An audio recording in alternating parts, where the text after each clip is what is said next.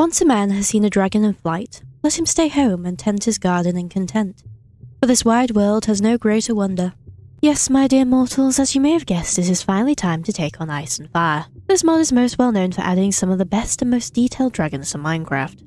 But the mod has come a long way since then and now includes another 3 mini-bosses. The Gorgon, the Cyclops, and last but not least, the Hydra. Alongside a whole host of other dangerous mobs that lurk deep beneath the earth and high up in the clouds. We're definitely going to be in for a challenging time. Ice and Fire is a mod that, despite playing many times, I feel like I've only ever scratched the surface. Hopefully this series will be a good opportunity for all of us to learn a thing or two. But before we can even dream of taking on a dragon, we have to start at the beginning of every story. Specifically a Minecraft story, because we're punching down trees. As with all my other series, I'm using a blind seed, so I have no idea what I've spawned into. This time it appears we have a snowy plains biome with some rocky shores. I love rocky shores. They're not a very attractive biome, but they are good early game for coal and iron. Since this is ice and fire, it means we get silver as well. The tools are a bit better than iron, with the sword giving +2 damage to the undead, because if you know anything about ghouls, you know a lot of them don't like silver. The armor is slightly worse than iron, but it looks really cool, so maybe it's worth it. After gathering a nice bit of coal, that honestly won't actually go that far, we encounter our first creature, the hippocampus. For the longest time I was really cautious around these guys because I thought they were meant to be kelpies and would try to drown me. But no, they're hippocampi and are in fact passive. They're also tameable, which I would like to do later on. Then I killed what I thought might have been the only white sheep for a minute, until running into a graveyard. Graveyards are filled with ghosts, so I'm going to keep my distance for the minute because boy are they vicious. They will chase you for miles if you're not careful. Ask me how I know. But I'm still going to create more ghosts as I'm starting to get a little hungry. I did also find some more sheep, so we can have bedrolls for dinner. This very attractive building off in the distance is a mausoleum filled with treasure and the undead. So another thing to stay well clear of while I cook lunch. And then I got quite lucky, as I found not 1 but 2 Waystones. Also killing these cows is something I am going to come to regret. Right near spawn was a village. While lacking in loot, I think this is a good spot to call home for now. I've decided to settle in the house with the Waystone in front of it. Convenient and cozy. And then I chop trees. So many trees. Just chop, chop, chop. There will be no forest on my watch. I did replant all these trees. Before heading underground. For 30 seconds until I realised I had forgot torches. And then I could go underground for good. This was a very typical mining trip, plenty of iron, gold, etc. Took ages to find these diamonds, clearly luck was not on my side for these. I forgot to film the next bit as I was distracted, but I have iron armour that I can hide so you can still see my pretty skin. I also have a very modest farm. The problem with living in the snowy plains is that there's not a lot of food readily available, so once I got bored of watching iron smelt, I set off to this nether portal in the hopes that I could find some cows. I was a little worried that I didn't see any for my entire journey there, but after getting some gold I found 3 of them hanging around. And these turtles that are honestly quite sensible for not wanting to get in the water. Once I got home I reorganised and did some farming. The very boring stuff. While doing this I was thinking, I want enchanted armour fairly quickly so I can take on the various dungeons and mobs. Because you know, this series is about ice and fire and I'd like to do some ice and fire at some point. Since my mining trip wasn't the most fruitful, I decided I should exploit the locals. The toolsmith will trade you enchanted diamond swords, while the armourer will trade you enchanted diamond armour. In my opinion, this seems like the easiest way to get some decent armour along with having spares. The most early game friendly way to get emeralds is to trade sticks to a fletcher. So I trapped this guy in his house and gave him a fletching table. I gave another guy a tool bunch, well, at least I tried to. Then I gave another guy a blast furnace. It's back to the chopping factory for me, as I'll need wood to trade and wood to build my house. Also, you can really tell where I've been chopping. Some of this wood went towards my little animal pen. This poor Fletcher is about to get some really noisy neighbours. Once I've located my cows, I begin the arduous process of moving them. I also managed to pick up 2 sheep along the way, which I'm not complaining about, I'm just a little confused on why they decided to come along. But this will be useful in the future as I'll need wool for my house. So the next thing on the agenda is to get my house sorted out. And that means mining cobblestone, so much cobblestone. So I'm stuck in the cobblestone mines for a while. And do you know what the best bit is after being stuck in the cobblestone mines? I have to smelt the cobblestone. As to not waste my fairly limited amount of coal, I used lava from this pond. To still be productive while I worked through this massive amount of stone, I started terraforming this hill. The ground around here is really broken, so I'm flattening out this bit of the hill. Terraforming is my least favourite part of any build. It's worth it in the end, but while you're doing it, it's so boring. Once I had a nice flat plane, I started making out where I wanted my castle to go. Because if you haven't guessed it by now, we're making the castle. There's dragons in this, of course I need a tower to keep them in. Now, the cobblestone isn't the hard part, the real hard part is going to be getting the dark oak. According to my nature's compass, the dark forest is 1800 blocks away. Now, given that there's a beach here, I believe that there's an ocean I will have to cross it in order to get to the dark forest. No big deal, right? Wrong! Thanks to these guys, the sea serpents. #1 cause of Willow's thalassophobia. They're big water snakes that will chase you down and try to kill you. They'll kill anything, including dragons, given half a chance. They'll chew you up, body slam you, and shoot water jets like some messed up Pokemon. Honestly, these guys tend to be a bigger threat than the dragons. So how are we going to do this? We're going to leave everything at home and boat for our lives. Don't look back, just row. Fortunately, I made it to the other side in one piece and placed down my waystone, lest I have to repeat that. Picking my stuff back up, I went and found the dark oak forest. I was right about it being just across the ocean. Clearly I've been playing this game for too long. Regardless, I got my wood and some more nether portal loot. Next to that were some pixies. Now why am I avoiding them the same way I avoid hostile mobs? Well, my dear mortal, they are in some ways worse than the hostile mob. The pixies are fun-loving creatures that will take an item out of your inventory and fly off with it. Only way to get them back is to damage them. This would be fine if they weren't incredibly annoying to hit. So I'm just staying well clear until I come back here with some jars. I know I'm not elaborating as I have castles to build. With the last of my materials, I can finally start construction. This is definitely one of my harder builds, not in how technical the build is, but in its concept. For as much as I like castles, I'm not particularly good at building them, especially not ones on a smaller scale like this. I worry that the build might look a little boxy, which is accurate to real castles, at least here in the UK, where most were built more to be practical than to look interesting. However, that's a little hard to use as a justification in Minecraft, given that I'm not fighting the Scottish. So I added a porch and a little stable in the hopes of breaking up the square. I think this worked, but I'm not sure if I'm fully happy with it. It's times like this that I need to remind myself that building is a skill that needs practicing. What castle would be complete without a tower? Or perhaps 2 towers? I added these walls in the hopes of making them look more interesting. That was kind of my whole goal with this, make it look interesting. I also messed up my towers and made them too close and too big. Shockingly, I'm not too mad about this. I actually think making the towers slightly bigger improves them. But I may have just been staring at them for too long and now I'm deluding myself. Once the outside was done, it's time to work on the inside. One half of this castle has all my useful stuff in storage. The other half will be lined with armour. I don't think I'm going to get every set as there's a lot, but I'd like to make a decent dent in it. The grandest of all the rooms is the throne room. I aim to fill this with various skulls and weapons dropped by the various mobs. Almost every mob in Ice and Fire has a unique weapon associated with it, so I'd like to put them in display as proof of my conquest. To do this, I'm using podiums added exactly in for this reason. If you take a trip up the tower, you'll enter my chambers. A very basic bedroom with this funky loft design. Even higher up is the enchanting room, or what will be one when I have more diamonds. For now, it's just a cute library. So there you have it, the completed castle. Looks rather nice if I do say so myself. Now we get to do the fun part. Moving our animals across into their new pen. It's barely an upgrade, but at least the Fletcher will be able to sleep in silence. Then there's the really fun part, moving all my stuff. Fortunately, I haven't improved that much stuff just yet, so it didn't take too long. Still a little tedious nonetheless. Now that all my affairs are in order, I can finally make a backpack.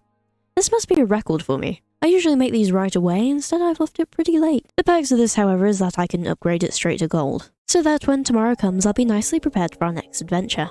I'm very sorry that this video is A, late, and B, a little less action-packed than previous videos. I've been a little busy IRL, so I haven't had much time for Minecraft. I promise that the next episode will be a little more exciting, as we'll be taking on the first 3 bosses. I'd like to do them first and then tackle the dragons, giving them the full video they need. So if that sounds like a good time to you, be sure to hit subscribe so you don't miss out. If you're looking for something in the meantime, check out my Minecraft playlist to catch up on past series. And so, as the night draws in, I'd like to bid you all a good night.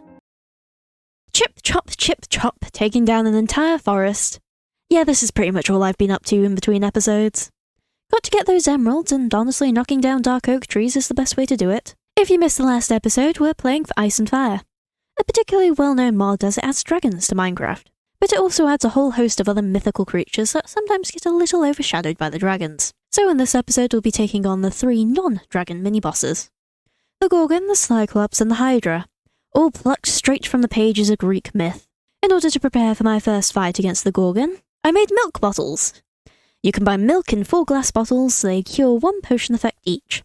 They're probably the most underrated thing in Farmer's Delight. Alongside the milk bottles I made a blindfold.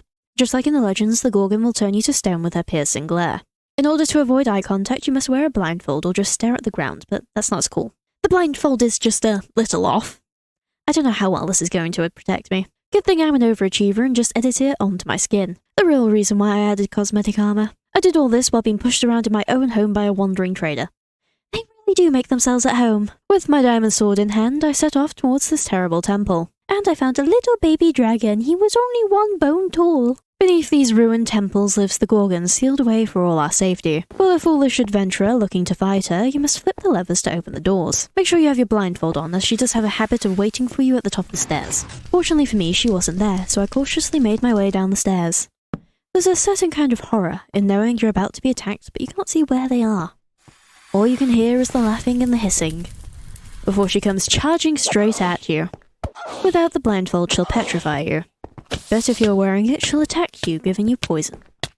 You can see why I brought the milk, even though I didn't drink it. I kept her at the bottom of the stairs and I just hit her as many times as possible.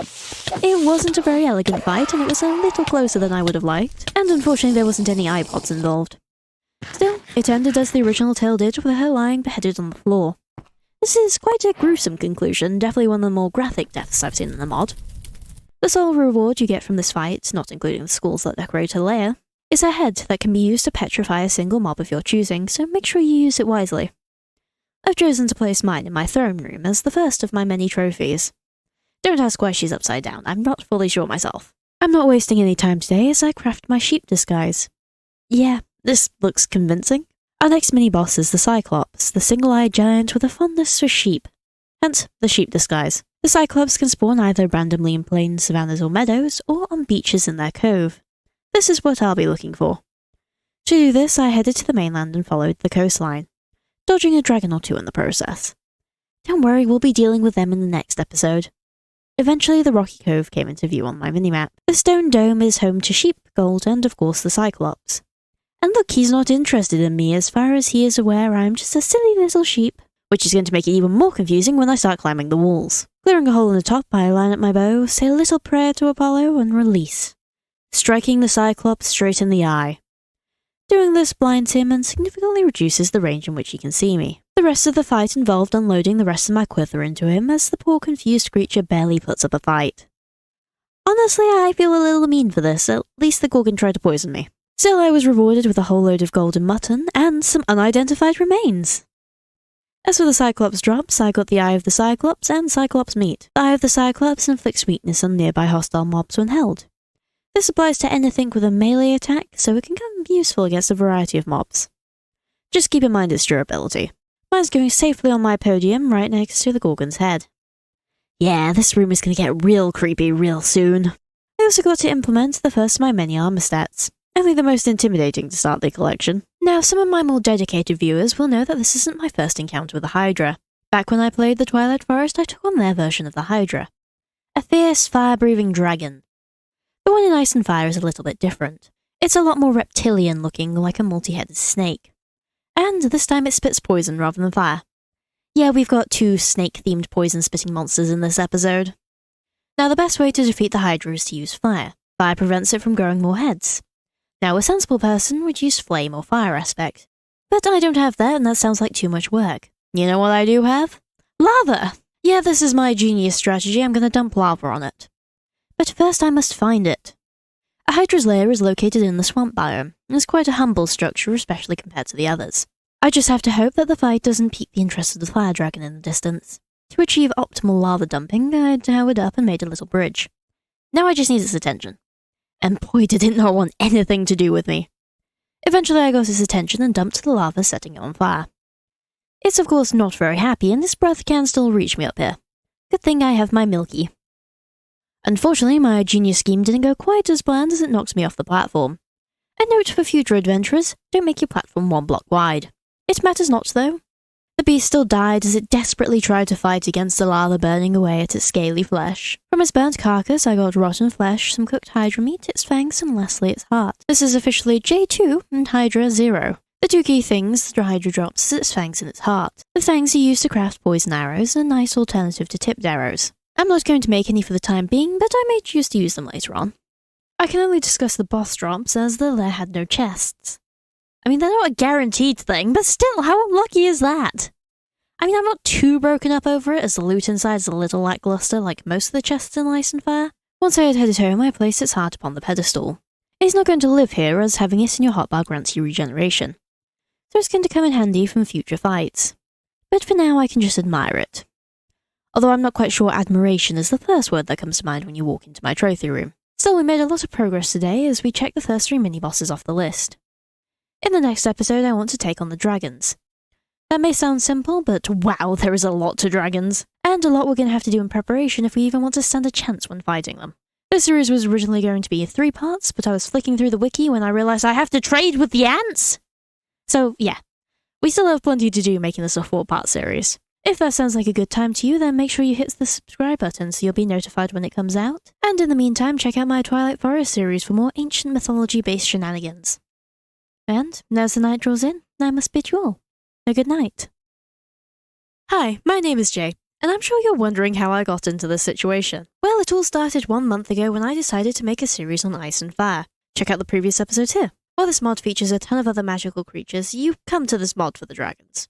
And boy does it deliver. Featuring 3 species of dragons, the classic fire dragon, the chilling ice dragon, and more recently the electrifying lightning dragon. All of these dragons range from the little baby stage 1s to the absolutely humongous stage 5s. Stages 1 to 3 are found out in the wilderness in their nests, terrorizing the animals and rampaging through villages.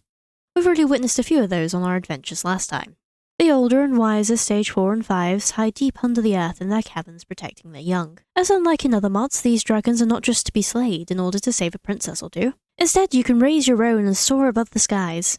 Hence the Daenerys outfit, and if you don't like it, blame Willow as she picked which one I used. The first stage of fighting dragons is preparation. Yay. In order to take on dragons, we are going to need...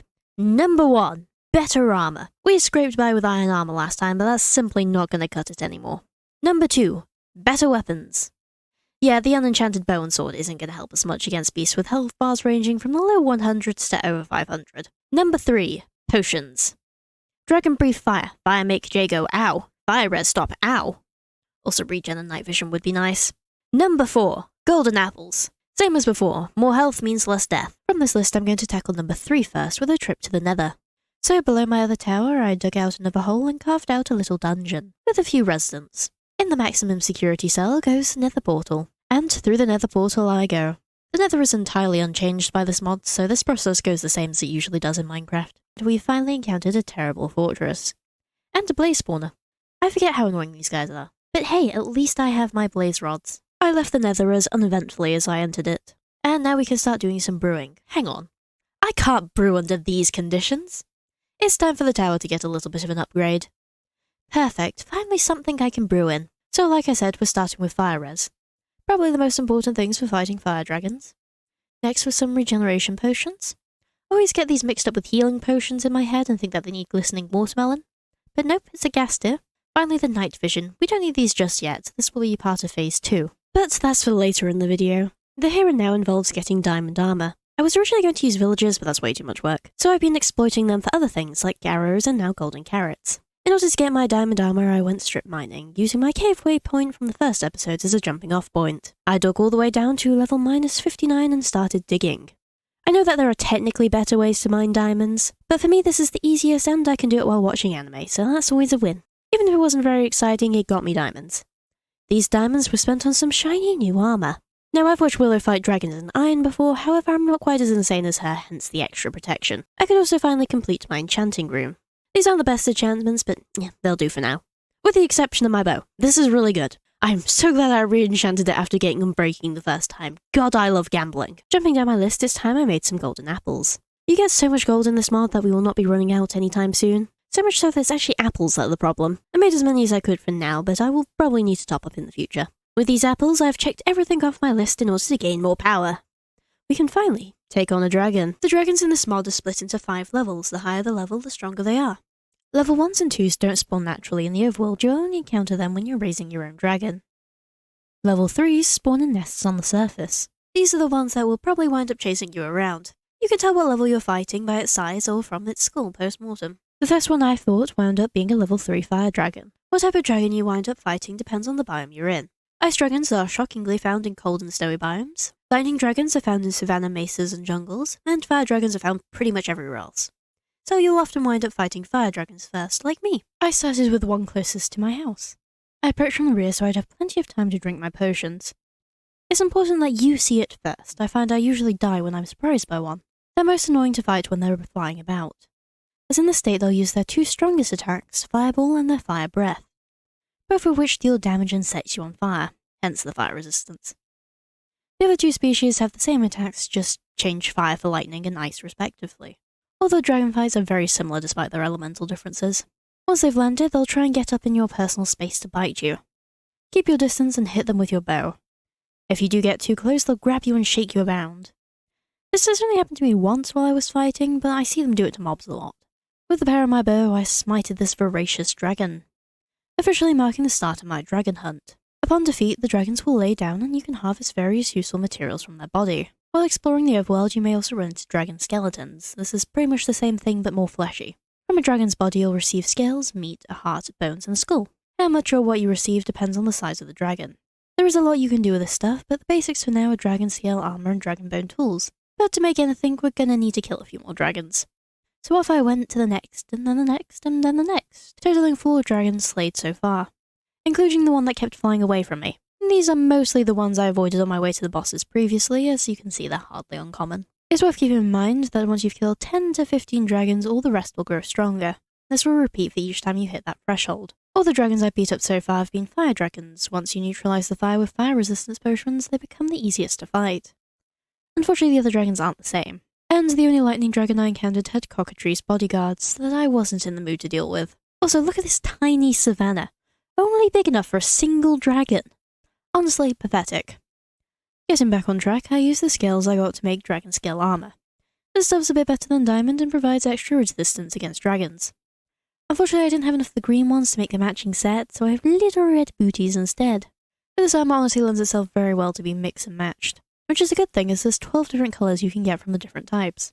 Once again, I went up to my little enchanting tower and performed some magic. This stuff is alright as well, kept me alive, and that's all I can really ask for. Since I had used up a lot of my potions fighting these guys, I went ahead and replenished my stock, adding swiftness and poison potions this time. I don't know why I didn't do this in the first place, it just felt right this time. Now that we've built up some confidence and have the right tools, we can go hunting for a level 4 or 5 dragon. These are the dragons that have a chance to drop a dragon egg. Level 4s will drop 1 at most, while level 5s have a slim chance of dropping 3. This is assuming that they are females. You can tell this by the type of horn and wings they have. Females have curly horns and plain wings, while males have straight horns and patched wings. They also tend to have more loot in their layers than females. You can also tell post-mortem by the presence of eggs or from their skull, which is probably what you'll wind up doing as they don't give you much chance of an inspection before they're trying to kill you. In order to locate one, you must find their underground cavern.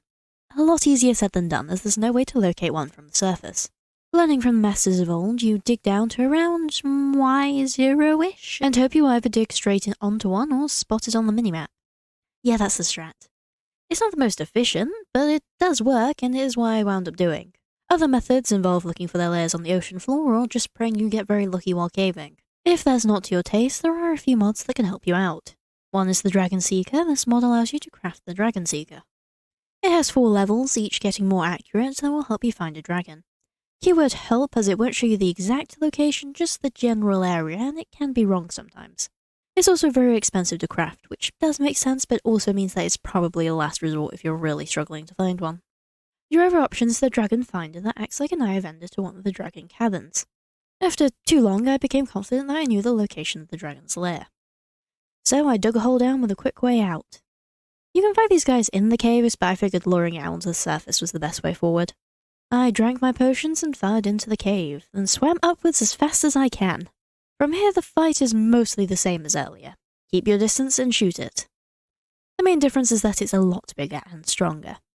Fortunately, I hadn't awoken a level 5, and instead I had roused a level 4, so this fight wasn't as hard as it could have been.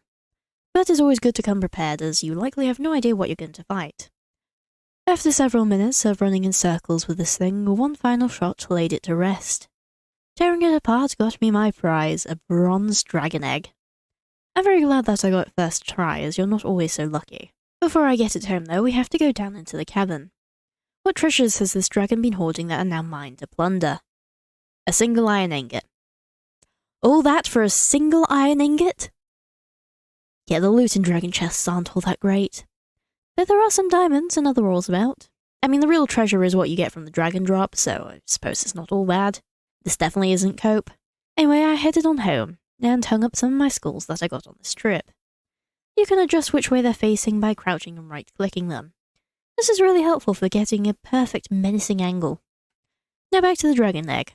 In order to hatch one, you have to set it on fire. I'm only partially kidding. Fire dragon eggs have to be placed on a 3x3 bit of netherrack and set on fire. Ice dragons are put on a 3x3 bit of ice, and lightning dragons are left out in the rain. Apparently there's also a chance they'll get set on fire and die when they hatch. Kind of explains why they're the rarest. So after an eventful trip to the nether, I went up onto the roof to light my little guy on fire.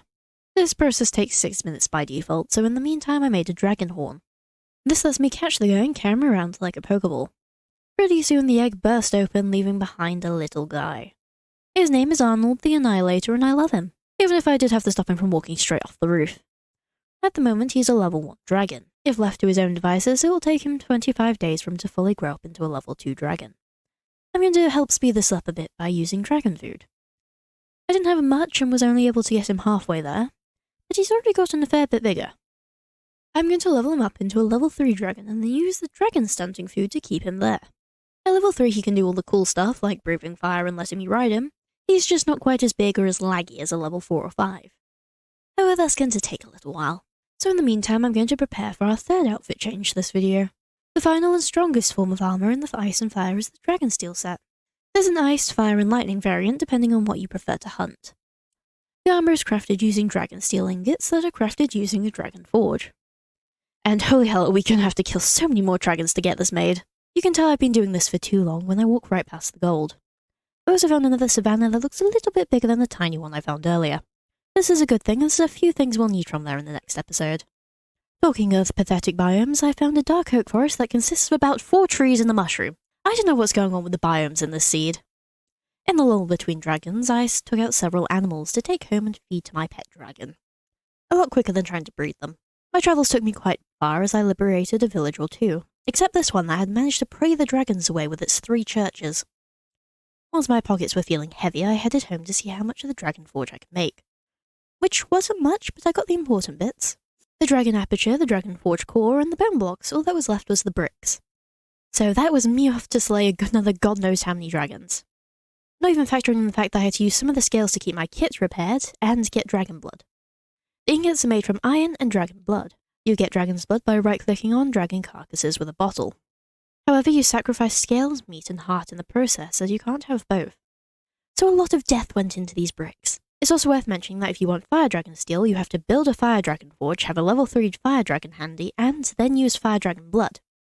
And this repeats if you want the ice or lightning ingots, where it all has to be the same. You can see why I've been avoiding the other types of dragons. So if you are some mad completionist who wants all 3 sets, good luck! But the good news is that I can finally level up my dragon. By this point, he was already gotten to stage 2. You can tell as he's bigger and his scales are darker. There's a considerable jump in size from 2 to 3, and his scales change colour once again. Now that he's a level 3, I've fed him the sickly dragon meal to keep him at this size, and we can finally glide away. My genociding of his species was almost worth it for this moment. Even at this size, he's speedy and agile. My only problem? How do I get down? I don't know the controls for this. I accidentally took a few blocks off the top of my tower trying to land him.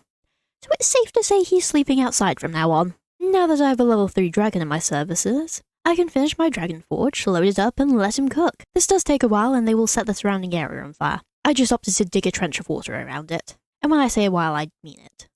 But it's kind of funny watching the fire go out, the grass recover, only to be immediately set on fire again. When it goes night, Arnold goes to sleep and the forge stops working. Ice and fire dragons sleep during the night, while the lightning dragon sleeps during the day. Make sure you take this into account when using your own forge. The next morning, I woke up to a rather unpleasant surprise. I walked down my staircase only to look out and see a massive spider. These are scuttlers, servants of the currently unimplemented Dread Queen. They occasionally spawn in snowy biomes and only drop rotten flesh and spider eyes. It's actually a little bit surprising it's taken this long for one to put in an appearance. Although I usually am very good about going to bed on time to avoid things like this. With that distraction out of the way, I grabbed my dragon steel and suited up. There's no special way to craft the armour, you make it as you usually would. And don't we look intimidating right now?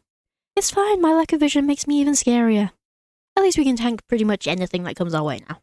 I didn't actually get a lot of XP out of my dragon hunt, I wasted most of it fixing my equipment, so I'll have to wait a bit to enchant this. but even its base stats are amazing. There's also tools and weapons that are equally as busted. But I'm a little sick of dragon hunts right now, so I'll be putting that off for the next video. Boy, was this video stressful, but I feel like I've conquered my fear of dragons. Maybe I misunderstood them, as they're actually really stupid. I can't say too much, I know I'll be eating my words when I play RLCraft. Next time we'll be covering the rest of the mod, which sounds daunting, but it's mostly taming animals and slaying some beasts. So make sure you're subscribed so that you're notified when that video comes out. And, as the night draws in, me and Arnold wish you all a good night. Good evening, mortals. My name is Jay, and welcome to my studio. We're finally on the home stretch of Ice and Fire. In this episode, I'm going to take you on a bit of a whirlwind tour of all the other creatures in Ice and Fire, and boy, are there quite a few. To start where we left off last time, I killed a male stage 5 dragon that I forgot to record, despite thinking that I hit the record button. Anyway, here's the crater he got stuck in. I did all that damage just to get some more dragon blood. I'll be popping this in the dragon forge I built last episode, powered by my beloved Arnold the Annihilator. I'll be using these dragon steel ingots to make myself some weapons and tools. But to make these I'll need withered bones. These are drops by my least favourite mob from any Minecraft mod, the cockatrice. If you look at one, it shoots its evil eye beams of death at you. That give you slowness, nausea, and withering. Only the most fun of combinations. I have died and been chased around by these things far too many times, but today shall be different, for I have a blindfold. Like with Medusa, wearing a blindfold makes you immune to its eye attacks. So hopefully we'll be alright. If you remember in the last episode, I encountered some in this tiny, pitiful savannah. That's because they spawn there if you wanted another reason not to go to one. I'm not going to the one guarded by the lightning dragon that escaped my purge, instead I'm going to go to this larger one that I skipped earlier. It didn't take long for me to run into one at the bottom of this hill. I tried charging straight at it with a blindfold on, then realised trying to scale a cliff while not being able to see was probably a bad idea. Regardless, I got down eventually and stumbled my way to where I thought the bird was. Since their eye attacks don't work on me, they switch to melee attacks, mainly biting with a bit of kicking. Fortunately, they can't do much to me anymore with this dragon steel armour, so I quickly took care of them. The longer the series goes on, the more I run out of euphemisms for killing. Fortunately, I got some wither bones from the first one. But that ain't enough, so I took out a few more for good measure. One of them dropped a cockatrice eye, which when combined with a witherbone and the witherbone shard gives you a cockatrice scepter. This allows you to use that eye beam, giving your target all the same lovely effects. On my way back from my first hunting trip, I accidentally flew straight into an ice dragon that then followed me around for several minutes. I tried using these pillagers as a distraction, but it didn't work. It only relented when it went to bed. So remember kids, always keep your eye on the road. This also has nothing to do with the blindfold I'm still wearing. Now if you look upon this and feel maternal, you can tame one as a pet. You can either stare at a wild one until it yields, or you can use a rotten egg. Sometimes they're dropped by chickens instead of a regular egg. Throw it at a wall and there's a chance a baby cockatrice will come out. Stare at it some more and you'll now have a new best friend that'll take on dragons to defend chickens. That's not a joke, they will do that and it's such an interesting mechanic. The only downside to this is that you can't have an auto chicken farm without adding an auto sorter to it. Ask me how I know. With their bones you can create the dragon steel stuff that I'm going to use for now. But you can also make dragon bone tools. But who cares about bone tools when I can have a massive freaking axe? Look at this! All the weapons set things on fire if you use the fire dragon steel like me. Ice steel freezes things and lightning steel strikes things with lightning. The axe also does 30 damage. So yeah, that's nice. The last step is to enchant this stuff, and unfortunately Lady Luck was not on my side this time, although I suppose I can't turn my nose up too hard to Protection 4. Since I'm basically indestructible now, I wanted to face off with an old foe. The sea serpents, God's least favourite creature. Full to the might of my massive axe, you fishy No wait, please get back here. What does that hippocampus have that I don't have? Please! Slaying one of these beasts will give you scales that match their colour, fangs, and very rarely their skull. There are 3 things we can make with these. The first is the Tide Guardian armour made using their scales. Like the dragon armour, you can have different colours depending on what type of scale you use. I made myself a set of half blue and half copper. It's an interesting looking set, but it does have some benefits. This set gives you water breathing and strength. The level of strength increases with each piece you're wearing up to a maximum of 4. For now it sits in my newly rearranged armour room. The second thing you can make is the Tide Trident, using 3 fangs, 2 scales, a diamond, and dragon bone. This is essentially a stronger trident and is used in the same way. Might have not been the best idea to test this on my animals, but as you can see, it's very effective. The final item is the Tide Arrow made from a fang, a stick, and a scale. These arrows can be used underwater unlike regular arrows, which sink. While we're here in the ocean, we might as well go bother some women. Which is surprisingly hard to find, as most lose to the sea lizards. They congregate on these little rocks in the ocean, and are known as sirens. Get too close and you'll be enchanted by their song and lure closer. Once there, they'll drop the pretty mermaid appearance and transform into their true forms as they attempt to eat you. Unfortunately for these not-so-fair maidens, I have an axe. This fight turned into a bit of a mosh pit as 2 sea serpents joined the fight and my dragon accidentally set me on fire. But I was still victorious despite that. They drop prismarine shards and crystals along with shiny scales in their tears. Using those last two along with a dragonbone flute will get you a siren flute. This mimics the hypnotic nature of their song, making any mobs around you fall in love and unable to attack you. Very useful if you find yourself getting swarmed. The final of the ocean mobs in this mod is the hippocampus. We've run into these guys before, but now we're going to tame one.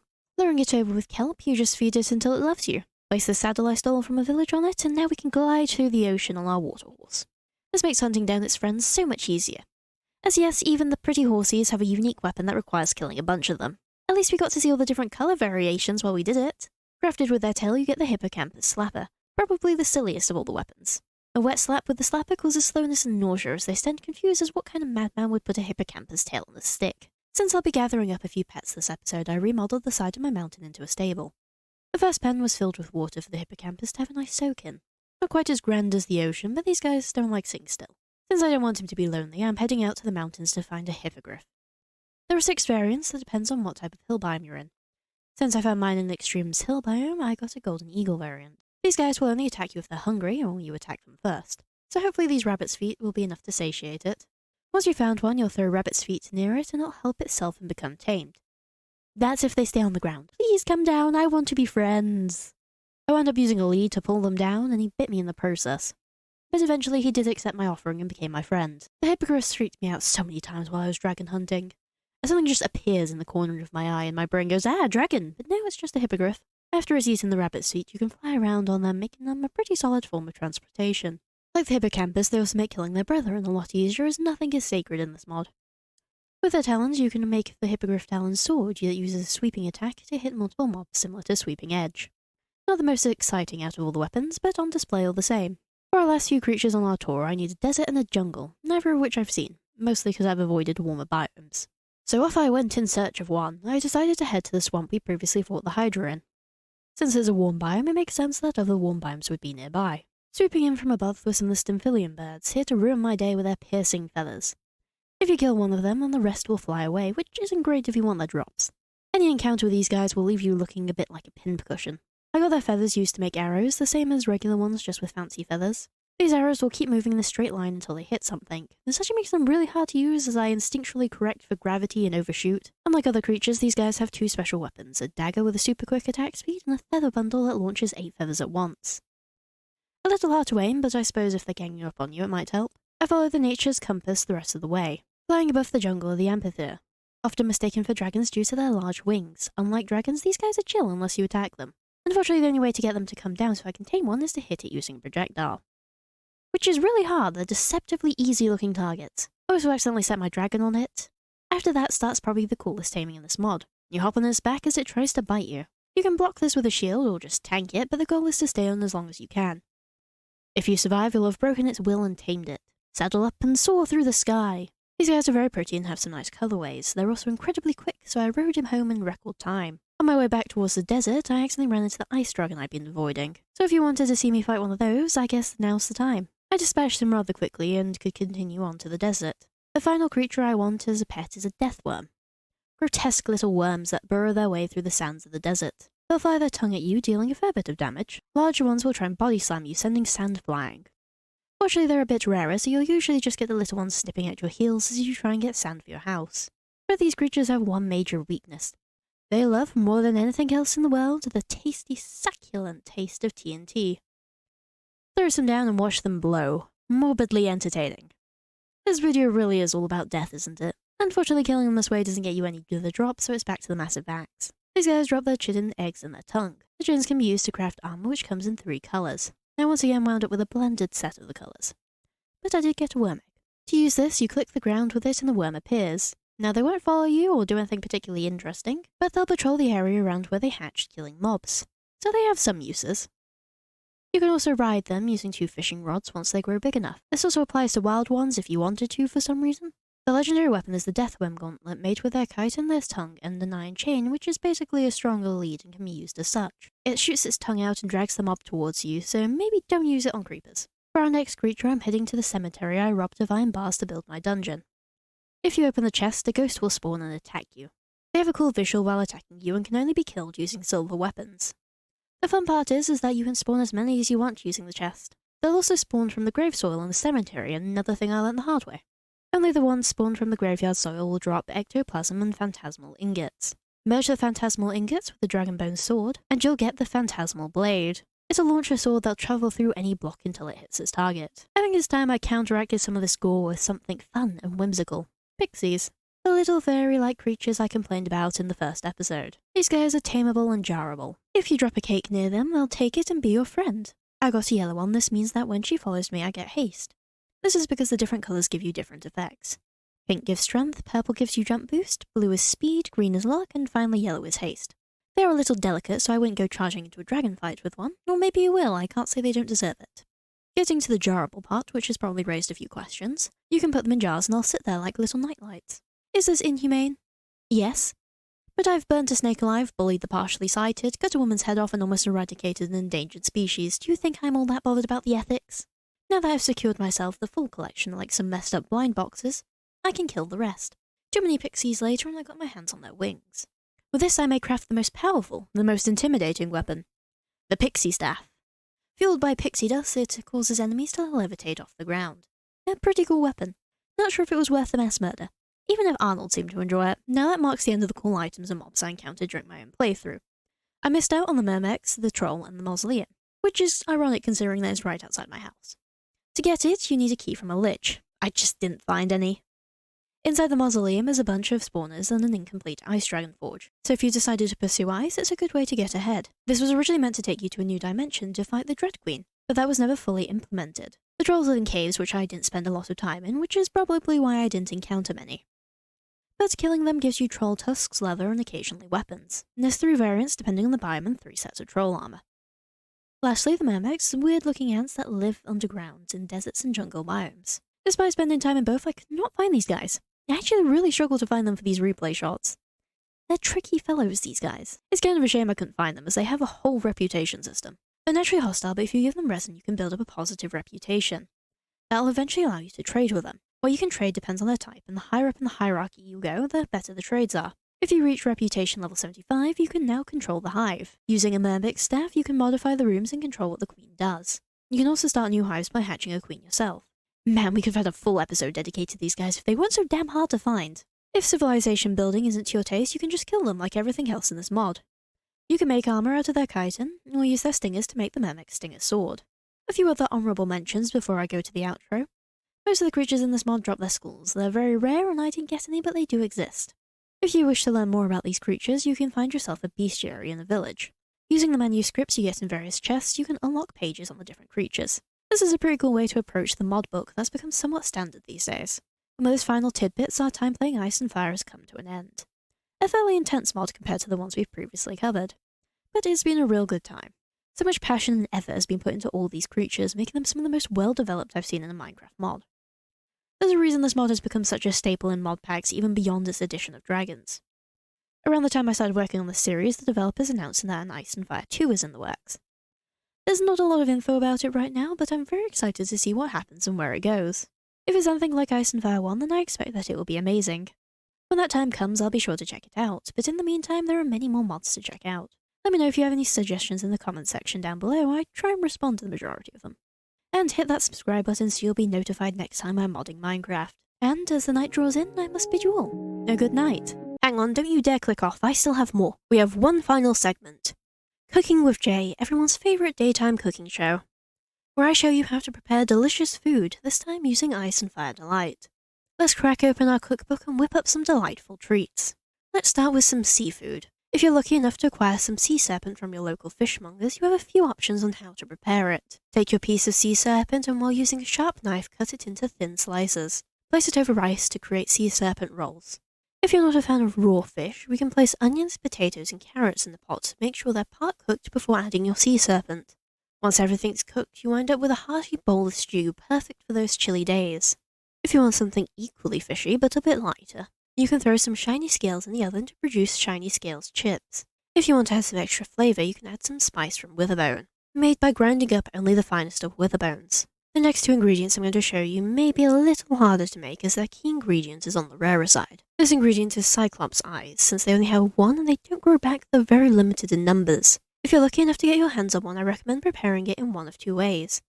The first is in an eye chowder. To your pot, add potato, onion and bone to form the base of your broth. Only add your eye at the end as they cook quite quickly. You don't want to spoil them by overcooking them. If you'd like something sweeter, you can make a glaze using honey and apply a generous coating to your eye. Cook quickly and over a high heat for a delicious light bite. Now if that's not exotic enough for you, then maybe the next one will be. You're going to have to get your hands on some hydra meat and thangs. Hydra meat is very tough, so you'll have to cook this low and slow for 3 hours. This cooking time also helps reduce the chance of you getting poisoned by the fangs. But it is very worth it, as in the end the meat will be so soft it will just melt in your mouth, while the fangs make for a good crunch. Maybe that's a little too adventurous for you, so we'll try something a little bit more tame. Honey glazed troll meat on a bed of rice. We're going to use the same honey glaze that we used earlier, but this time generously applying it to some troll meat. In the oven this goes to roast while we make the rice. They are then served together to make a simple yet delicious meal. For our next segment on Cooking on Jade, we're going to turn our attention to some dragon-based meals. It may not seem like it, but the majority of the dragon is edible, so nothing goes to waste when one is slayed. Starting with the heart, I found it's best paired with a rich and creamy mushroom sauce. To make this, I add mushrooms to a pot with potatoes and cook them down. Pour them over a dragon's heart. You can use whichever is available to you, as they all taste delicious. You'll find that most of these dishes will grant you some of the dragon's elemental power for a short time, while also providing some extra resistance. Our next recipe is perfect for those summertime barbecues. We're going to make dragon sausages. Mince up your dragon's meat and mix it with dragon's blood and some regular spice. This is wither-bone spice mixed with pixie dust to get rid of some of the bitterness. Stuff all of it into troll intestines and you get the perfect summertime snack. Light up the campfire and cook them until they develop a nice crisp. Now if you're not satisfied with just one type of dragon meat, you can have all 3 at once. Same steps as before, as you just combine all 3 together. It's hard to describe the taste, but it's certainly unique. Let's move on to some individual dishes that really take advantage of the different properties of each type. The first is the fire dragon taco. Now to make this, we're going to make some dragon bone buns. See? Nothing goes to waste. Grind down your bones into flour and use it in place of regular flour with either eggs or water. This dough then simply place into a preheated oven until it turns into a more appetizing colour. For your taco filling, we'll be using minced fire dragon meat, shredded lettuce and onion mixed with some spice. This is topped off with some fire lily extract, a special sauce made by cooking down fire lilies in a pot. And boy, will this have you breathing fire like a real fire dragon. The fire lilies truly do not hold back. If you'd prefer something cooler, we can make an ice dragon sandwich. Take another one of your dragon bone buns, some lettuce, tomato, ice dragon meat, and an egg of your choice, along with a little bit of fire lily extract. This is the perfect sandwich to help you cool off on a hot summer's day. Last but not least is the lightning dragon. Taking one of the sausages we made earlier and placing it in one of our buns, you get a not-so-classic hot dog. To really elevate this, add some lightning lily extract to make it really crackle. Now if you're having a dinner party and you really want to impress people with a show-stopping meal, I'd recommend a dragon meat pie. You'll start with a dragon bone pie crust made with dragon bone flour and milk. For the filling, all 3 will require their respective mince and 2 vials of the matching lily extract along with an egg to act as a binder. Now if you're making fire pie, you want to add 2 blaze powder. If you're making ice pie, you want to add 2 snowballs. And finally, if you're making a lightning pie, use 2 gold nuggets. The final pie will serve for and steal the limelight at any event. But if you truly want to go above and beyond, add 1 of each mince along with 1 of each lily extract along with an egg to make a special dragon pie. The dazzling colour-changing filling is bound to leave people talking about your pie for years to come. But what's a party without some refreshments? Into an empty glass, add dragon's blood and the corresponding lily extract along with either blaze powder snowballs or golden nuggets to create some refreshing cocktails perfect for impressing your date. I suppose now's the time we move on to dessert. For this, I have 3 options for you. The first is the childhood classic ectoplasm jelly. Simply melt down some ectoplasm in the pot and let it cool. It'll gelatinize all by itself into the perfect lightweight and refreshing dessert that's sure to bring back those nostalgic childhood memories. For something a little bit more modern, why not try Mermic's resin jelly, made by cooking it down in the pot until you get that jelly-like texture. The desert jelly has a slightly drier flavour, while the jungle jelly has a slightly earthier flavour. If you're sick of jelly at this point, why not try some resin cookies? Using regular wheat dough this time, sandwich your resin between your cookies for a nice solid biscuit, perfect for dipping in tea. It's safe to say that Ice and Fire Delight adds a meal for every occasion. And this isn't even mentioning the fine selection of knives added in by this mod. But this does conclude the newest edition of Cooking with Jay. I hope you'll join me next time we wreak havoc in the kitchen. And as the night draws in, I bid you all a good night.